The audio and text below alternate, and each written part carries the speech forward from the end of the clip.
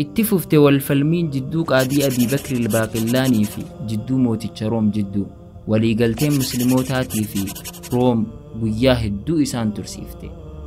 مرين قرين والفلمين تكا دين أفير را ديبسو في شكي أفير را فقيسو ران إسان دبرسته قرى والوريراني والمفتشيسوتي خنمني تقلن دفو إساهيات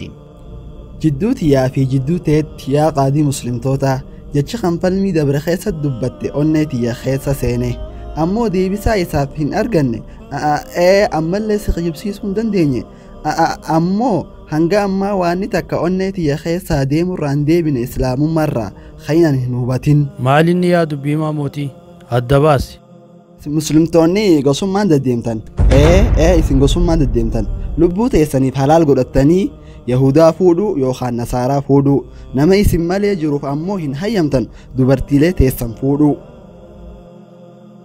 nuti yahudaa ni fuuna waan muusatti amanneef nasaaras ni fuuna waan isatti amanneef isin hoggaa nabi muhammaditti amantan nutis dubarran keenya isin fuusifna yaa rabbii khiyya waanuma hundaafuu deebisaa hin dhabduusaa arraan tananaattu isin gaafata yaa dubbii himaamooti isin ammoo deebisuutu isin irra jiraata akkan hubadhetti yaa mooticha rum isin kan jettan waldiin walitti tokkoome sun akkamitti ta'e naaf ibsuu dandeessaa dubbiin laaftuudha rabbii nu biratti ta'e kan bifti isaa bifa rabbummaa qabdu kan abbatti fakkaatte ammoo walte kan suuraa nama fakkaattu qabu kan masiihitti fakkaatee dhufe ilmatti ammoo maaltu dirqi akka rabbiin bifaan bakka lamatti akka qoodam yookiin bakka saditti itti dabaluudhaan hafuura qulqulluu akka isin yaaddanitti dubbiin barbaadamteef bu'insa rabbiitiif bifa namaatti eegasii fannifame nama qulqulleessuuf dilii isaanirraa sani wanni nu biratti beekamu aqidaa qulqulluun tole gaafin tiyya an masihni beeka akka fannifamu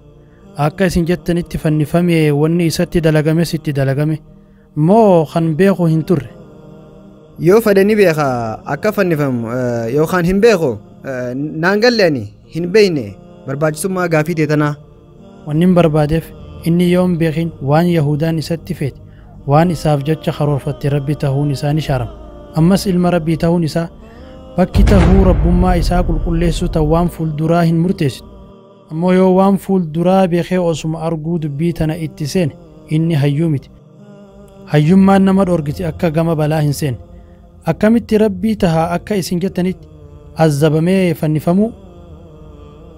laa ilaaha illa allah maal jetta yaa dubbii himaa mootii homaan jenne ani ragma muslimtichi kun fidatu kanaan ajaa'ibu jira amantii keenya keessatti nu fattanee bar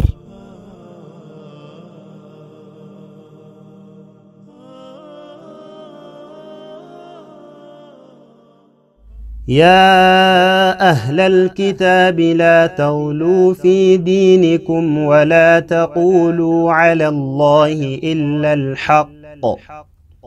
إنما المسيح عيسى بن مريم رسول الله وكلمته ألقاها إلى مريم وروح منه فآمنوا بالله ورسله ولا تقولوا ثلاثة انتهوا خيرا لكم إنما الله إله واحد سبحانه أن يكون له ولد له ما في السماوات وما في الأرض وكفى بالله وكيلا